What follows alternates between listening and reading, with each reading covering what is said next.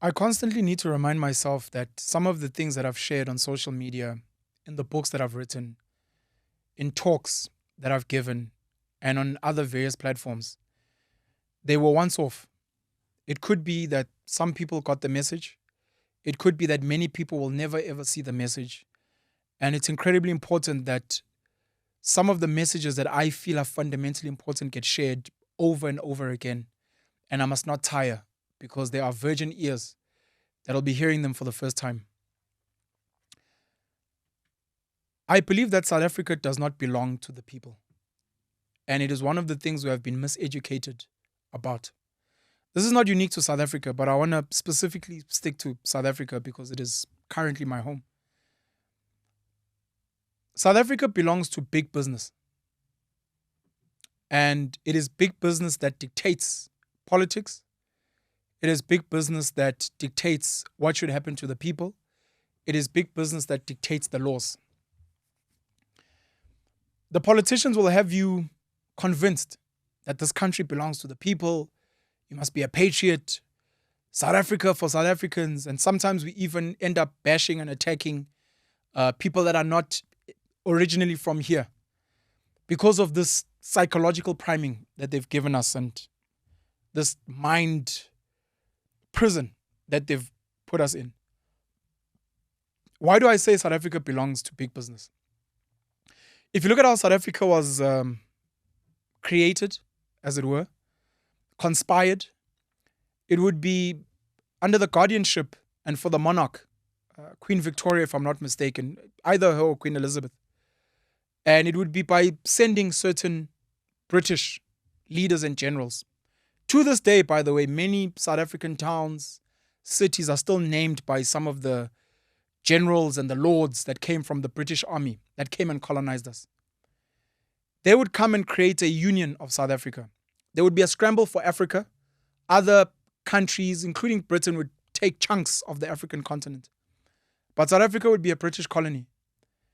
And in doing that, they specifically came here because they found diamonds. And there was a diamond rush in what we call present-day Kimberley. There's the big hole, which is, a tourist site and part of our heritage. Mining happened like what we call a mazamazama today. It would be ordinary black Africans. And when people from outside of the country, Europeans, came in, they were using shovels, they were digging, and then they started building the machinery. And in that now, the real capitalists came through. Cecil John Rhodes' brother would come to mine. Cecil John Rhodes, as the story would go, would come to South Africa because he was sickly and it was advised that he go to a warmer climate. And it was like, go be with your brother in South Africa. Apparently the weather there is great. He came here and he got involved in mining as well. He would work and they would get funded by various financiers around the world to form some of the big mining companies in South Africa. He wouldn't be alone. Other names that would come up would be Barney Bonato. I think there was Cullinan, who would be responsible for the Cullinan diamond. Last I checked, it was the biggest diamond ever found. And many others.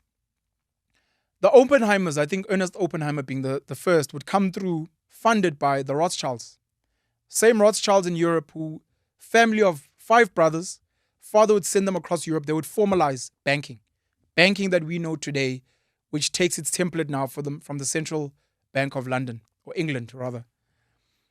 They would fund the Oppenheimer family to be like, go formalize and go get into diamond mining there. And they would come in and take over from Cecil John Rhodes in building De Beers mining. With Barney Bonato, Cecil John Rhodes, and many others, there would also be a gold rush when they found gold in the Rand, what we now know as Johannesburg. At some point, it was known as the Transvaal.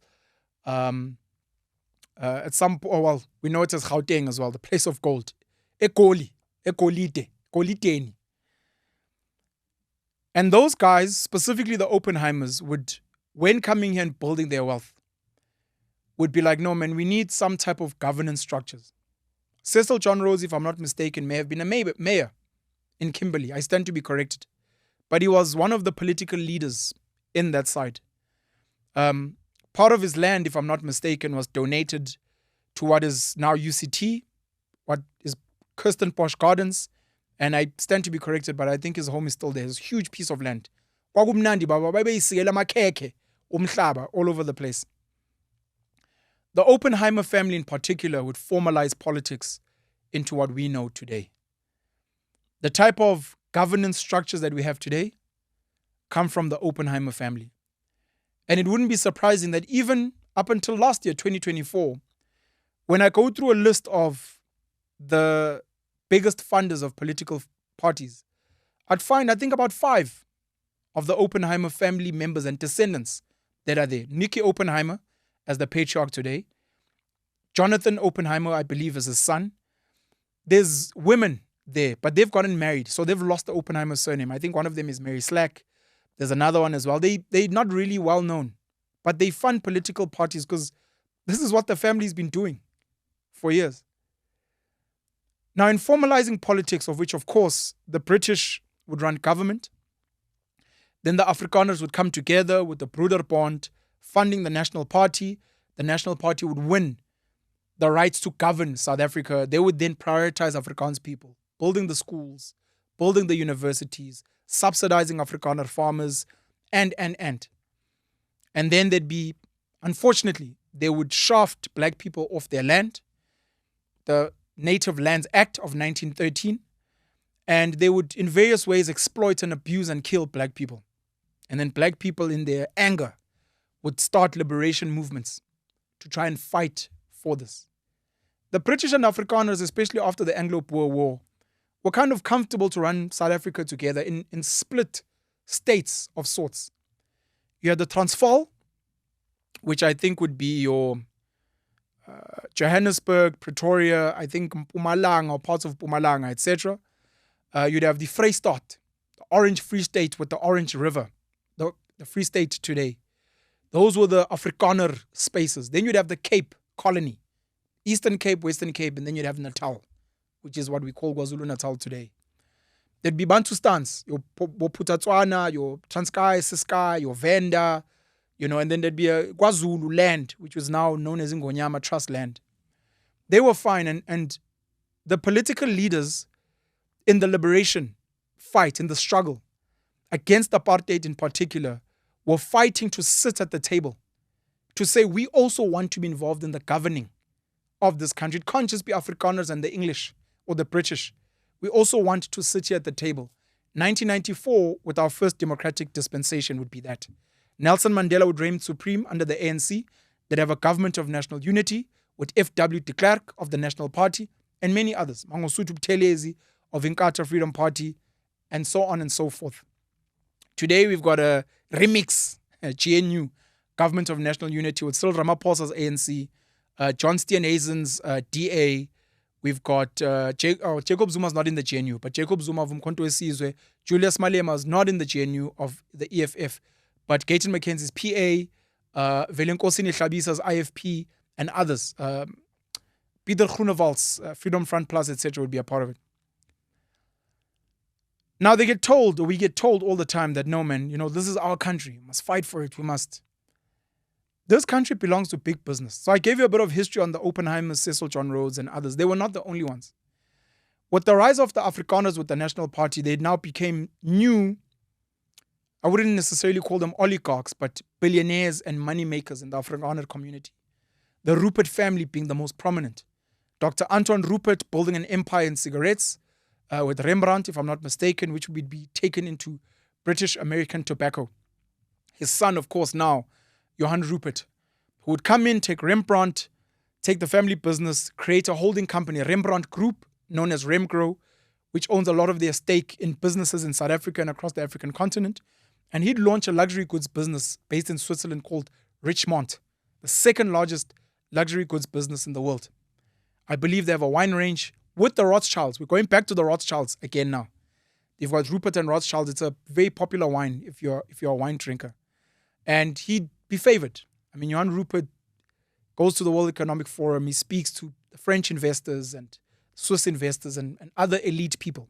They've done very well. He hosts the Dunhill Challenge and all these things. He owns rugby teams.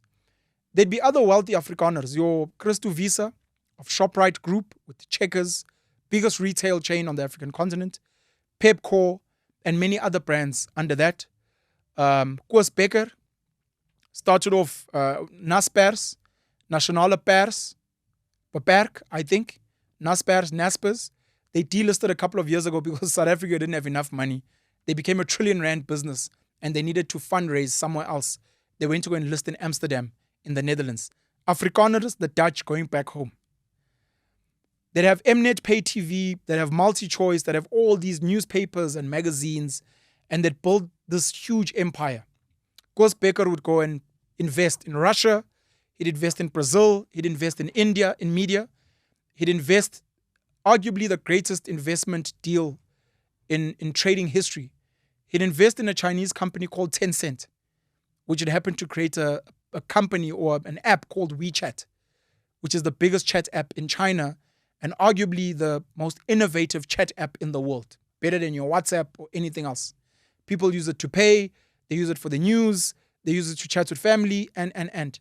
That made them a lot of money. That's how they ended up becoming an over R1 trillion business. They've invested in so many other businesses here as well. These are Afrikaners. There are many others. You've got Yanni Mouton of PSG Group, they own Curo, Pioneer Foods, Stadio, and I know there's many others I'm missing. When you look at South Africa and why it's highly contested, it's not because of the people. When the world comes here, they are not coming to see amaXhosa, amaZulu, amaNdebele, amaVenda, abeSuthu, or coming to see white Afrikaners or white English people here, or some of the Greeks and Portuguese people here, or the Indians that were brought in as slaves to work the sugarcane fields, or the Cape Malays who were brought in from Malaysia to go be servants in the Cape. It's not why they come here. They don't come for the people. Some may come for the climate, good weather, and for tourism. Our coastline is stunning. The East Coast, your Durban, Port Shepstone, Margate, Richards Bay, St. Lucia or La Lucia, I'm not sure. Mhlanga, going down. You've got your Coffee Bay, the Wild Coast, a Garden Route, stunning, all the way to the Cape. It's beautiful. You've got your Drakensberg Mountains, Kahlamba, the beauty of Mpumalanga, your game farms in Limpopo. There's tourism. They also have the wildlife. Got the big five. Your lion, buffalo, elephant. What's the big five? Lion, buffalo, leopard, elephant, rhino. Wish you could feature a giraffe and a zebra, but they don't make the cut. It's all right. The biggest people that come here come for business.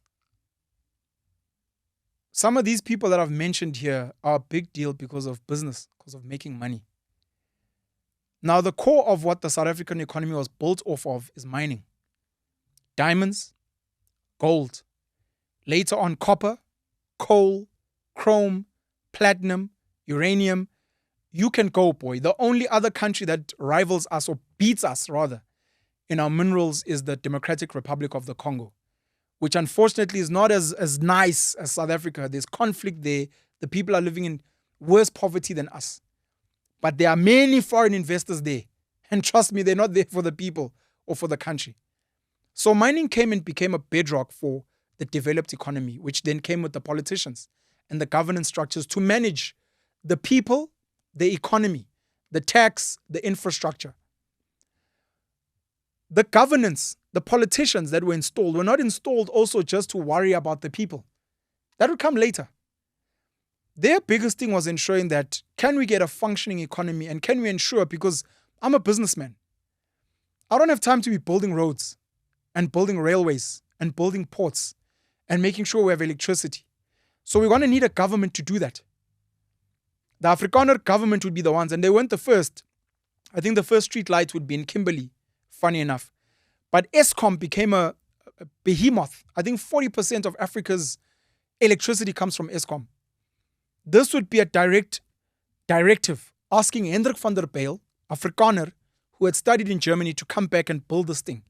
Government, we need cheap, reliable electricity for our mining, for our industries, for our factories. They would build ISCO, which was to ensure that we have steel beneficiation for industry and the economy. Not for jobs. No one cares about that. You'd have arms corps for weapons to defend ourselves against other people that want to come and eat this cake that we found here. Then they'd set up your Transnet and your Prasas for rail, because you need to move coal and gold and chrome and platinum from Joburg, from Mpumalanga, from the Northwest, from Limpopo, all the way to Richards Bay and Durban and other ports so that it can be exported. Same with your diamonds as well. Then you'll have your airports. What was Jan Smuts is now OR Tambo. You've got the Cape Town International Airport. We used to have Durban. It's now called King Shaka and the others. Yes, the tourists are cool, but this is for business people. And this is for the moving of cargo. Today we speak import, export, of course. It's not just that we're exporting. Later on, and thanks to Afrikaans people as well, we formalize commercial farming, large scale. Clover, Afgri, ZZ2 with the Van Zyl family in Limpopo, who are I think the largest private tomato farmers in the Southern Hemisphere. Wilde Klaver. Before he sold it to the PIC, you had Ivor, Karen beef. Biggest cattle feedlots on the African continent. At any given time, 150,000 cows on site. These huge behemoths of farming. Never mind rooibos. Never mind our fruits and veggies. Our fruits, rather, as well, especially in the north. That we export and we make money. Then at some point, we started manufacturing. We were building things. We were putting things together. Some of this was catalyzed by the sanctioning of the apartheid Afrikaner government, who realized we're going to have to do for self. And they were building to a point where they built nuclear power. Half of the Western Cape is powered by Koeberg, which is a nuclear power station. For the longest time, it was the only nuclear power station on the African continent. I think Egypt is getting one now. Nuclear weapons. We had nuclear weapons. South Africa may have been the number 4 most nuclear advanced country on earth. Nuclear weapons, nuclear energy, nuclear medication. All of that was dismantled, unfortunately, when the ANC came into power. They were like, no black man can have so much power. Kanye West. Many of us, when we go vote, we don't understand what we are voting for. I mentioned mining, I mentioned farming, I mentioned manufacturing.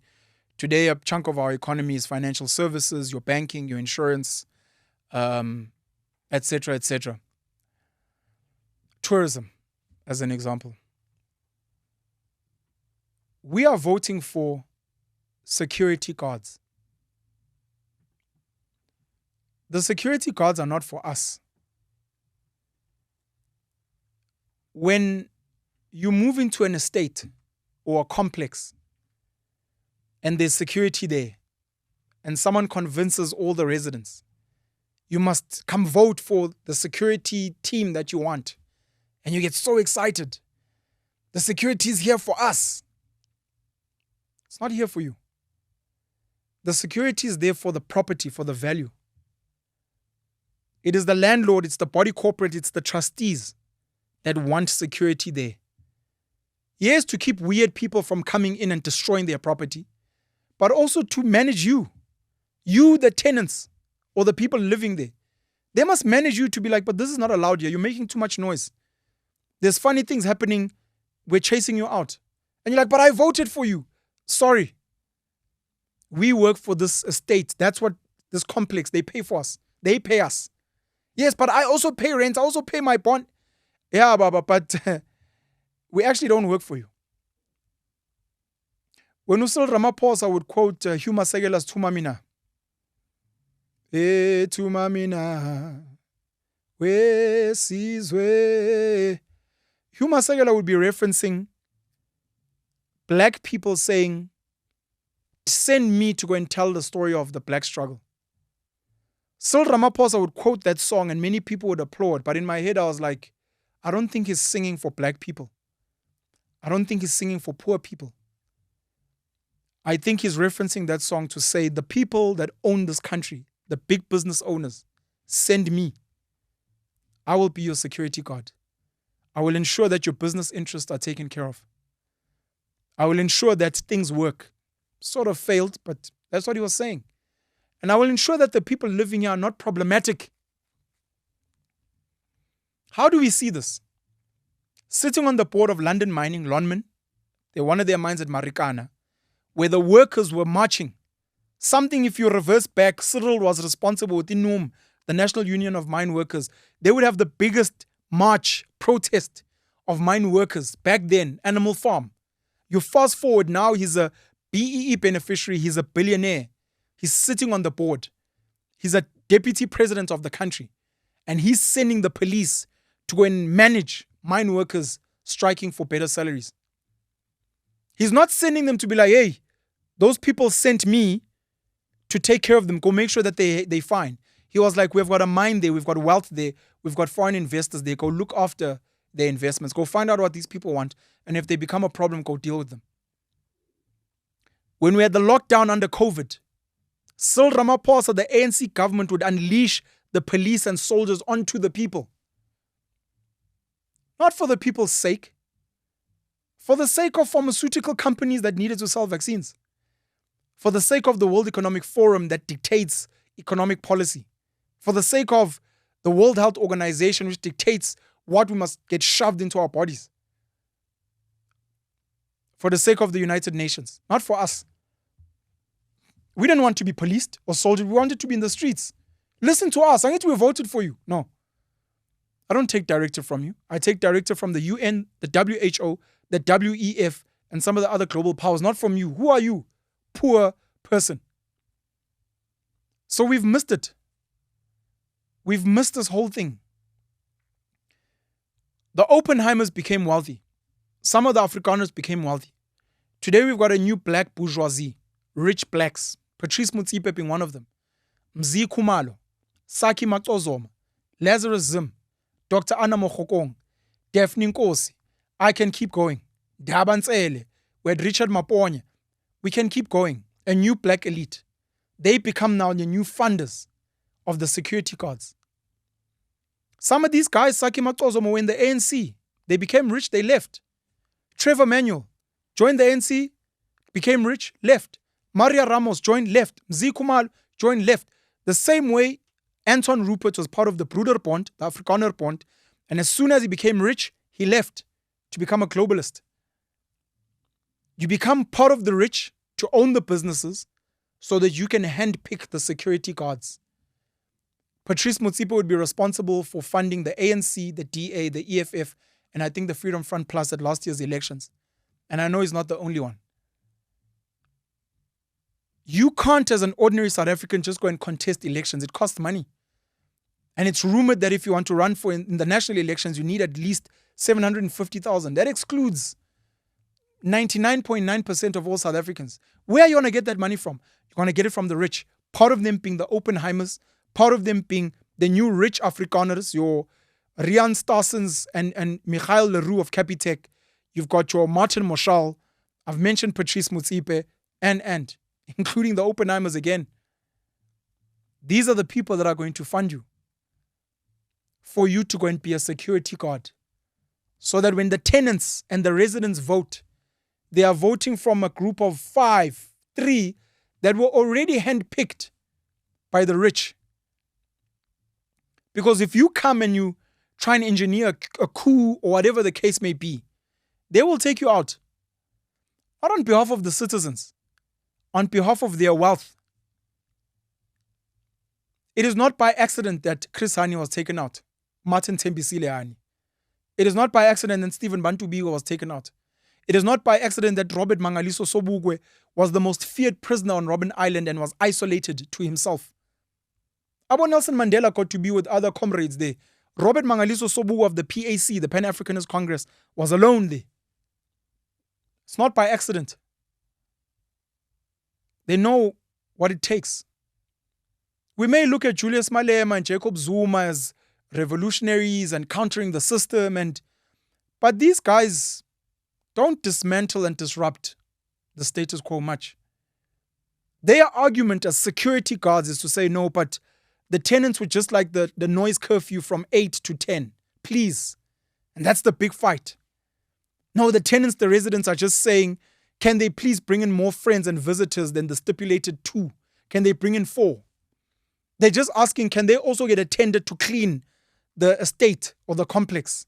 Can they please also? And the fear of the rich is, if we let you, Jacob Zuma and Julius Malema, get what you want, there's a fear because we've seen what the Oppenheimers did, the Ruperts did, the Mutsipes did, that you're going to create a new rich group which we might end up having to compete with. And we don't want that.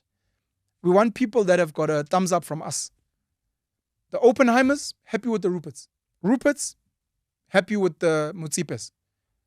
The Hersoffs and the Menels were like, Mutsipe, like him. Ramaphosa, that's our boy. Even Helen Zille of the DA would say that at the time when they were still fighting the so-called GNU, the Grand Coalition, she says that some of their biggest funders and supporters in the TA told them, please support Cyril Ramaphosa, that's our guy. Tumamina, that's our guy. We don't want Paul Mashatile. And we don't want this ANC to work with Jacob Zuma's Mkhonto weSizwe or Julius Malema's EFF. And then people get crazy. We want the EFF, we want MK. It's all a game. It's all a game. What is the solution? Sure. By all means, please vote for the security company that you think best speaks to you. You want the security company that's going to allow you to slaughter in the complex because, they are more African. You want the security company that says, no, we're now going to put surveillance so that your kids are safe. You want to put the white security company because historically they're like, but white security companies have always ensured that weird strangers don't just walk into the complex. Look at these black security guys. The fence is broken, so weird people come into the complex. Other people have started putting up shacks in your estate, devaluing it. Vote for us. Hey, I think these guys are onto something. Hey, those guys are doing a good job. Hey, but that security guard allows us to drink beer even on Sundays. At the end of the day, they're not there for you. They're there for big business and big business interests. A lot of it being foreign owned, but even locally owned. And then they're here to manage you. And for the tenants and the residents that are struggling, they help with your rent. It's not out of their pockets. It comes from the rich via tax. They manufacture this system. They've created it so that the middle class is super worked to build more wealth for them and then super drained of tax, which they then pass on.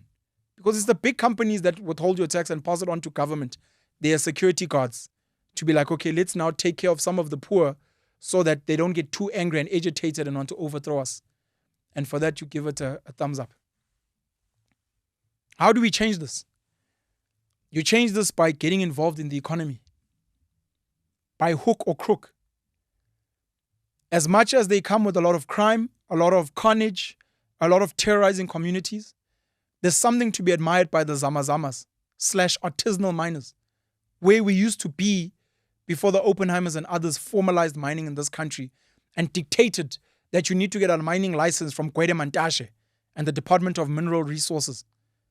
They're the only ones that can say you can go dig there, even though it's your land. We've made sure we've got a security guard in Ugwede. Before him, there was someone else. There will be someone else after him. It is only the big companies, your Anglos, Sibanye Golds and the others, Sereti, and African Rainbow Minerals. They're the ones that have the licenses. You can't go and dig on your land. If you find a diamond, if you find gold, if you find coal in your yard, it does not belong to you. It belongs to the government. They will issue a license, not to you. It's wild. There are certain things you cannot farm in this country unless you have a license. There are certain fish you cannot fish on your coastline because you need a license. That is not for you. That is for big business that has created gatekeeping mechanisms in the name of compliance and regulation, regulatory bodies for the benefit, they lie, it's for the benefit of business and profit and capital maximization. What do you get in return? If you go through the system and you're a good servant, you have a nice little matric certificate and a nice little degree, you can get to work for the rich person. They'll give you a nice little salary, a nice little flat there and a nice little car paid for by debt, and your kids go to a school so that they can also be part of the system. They don't want you to be rich. You're going to have to do something else. We need to get involved in the economy in some way, because the more you get involved in the economy, in the mining, especially the primary economy, the building and the creating and the farming and farm mining, Digging resources out is primary. That's taking from the earth. Farming, agriculture, planting something and it grows, or livestock that breeds so that we can eat. Building either a road, a railway track, building a business, building a factory, making a piece of cloth, making a shoe, making a piece of furniture, building things. Creating ancillary things like electricity, internet connectivity, technological gadgets like cell phones and laptops, appliances like irons and microwaves and televisions, creating things like cars. Then you can get to the tertiary stuff, the airy-fairy stuff, which they get paid the most, funny enough. They're the best slaves. The doctors, the engineers, more builders, but the engineering consultants, the lawyers, the accountants, the bankers. These guys only come in when there's a real economy. When there's no money, doctors don't have jobs. They're only there to get paid to heal people that have money. Engineering consultants can only come in when there's something that's been found of worth. They found iron ore. They found a thing that needs to be built. Lawyers are only there to sign contracts and for disputes when there's something of value there. Accountants are there to account for a real economy somewhere else. They get paid a lot and they're happy. They're at the top. They also get taxed a lot. But that's like the tertiary economy. You need to get involved in the economy. And you need to move up the ranks where you become a decision maker. In your family, because we know, the eldest is either through age or through, if you're rich. If you're the richest in your family,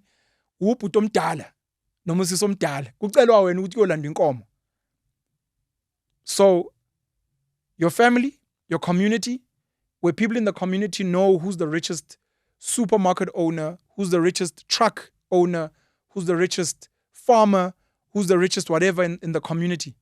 And they come to you to ask for permission and for funding and for guidance, and you fund the schools and you dictate certain things. And then you move to city level, to provincial level, to national level at the very least. There are certain players that have gone Africa-wide. The Oppenheimers, Africa-wide and global. The Ruperts have gone global. Patrice Motsepe, Africa-wide. Aliko Dangote in Nigeria. Strive Masiyiwa of Zimbabwe. These are international business people that get to dictate certain policies, global policies. Bill Gates, Elon Musk, Jeff Bezos, at some point maybe a Jack Ma.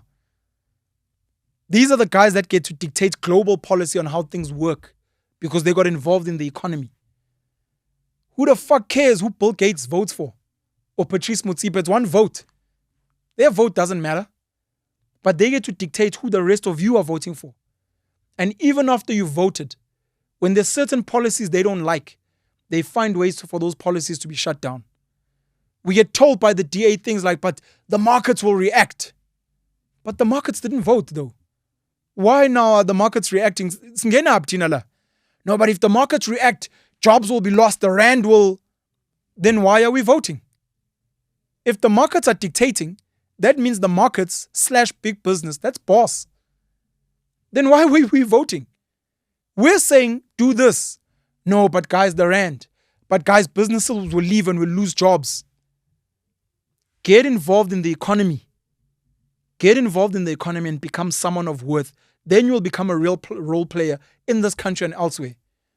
But if you think this country belongs to you because you've got an ID and because you put a cross on a piece of paper and you happen to earn crumbs, every month you collect 370 grant and your child collects 500 and whatever it is today, child grant, and your child gets taught to be a servant in a free school, and you get to be injected with all types of pharmaceutical bullshit in a free clinic, you think that should make you a patriot and fight against foreigners and fight for this country and bleed? Or you have a nice job.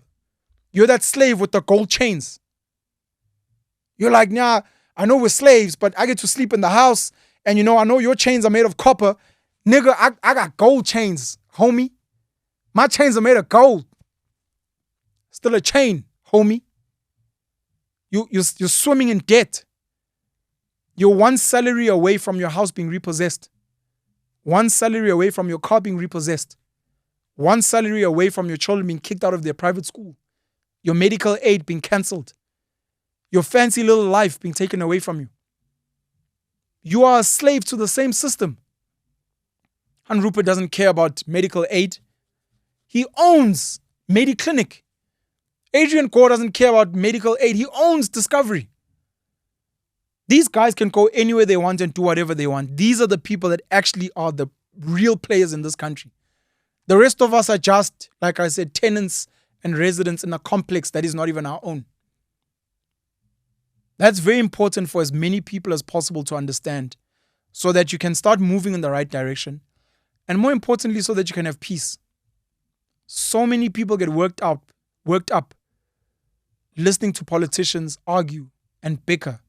And we get on social media and we dispute and debate and argue with each other and we swear at each other and there's racism. At the end of the day, this country does not belong to us. It belongs to big business. And the government, it's just a governance system. It's security guards on behalf of big business.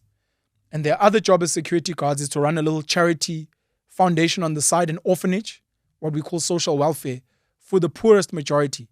Here's a free grant. Here's free schooling. Here's free healthcare. Here's a free little house so that you don't make too much noise. Because it's cheaper to give you this than to give you a decent job. It's cheaper to give you this than to give you access to real land and real skills. It's cheaper to give you this as an insurance for the rich than for you to actually be a real participant in the economy.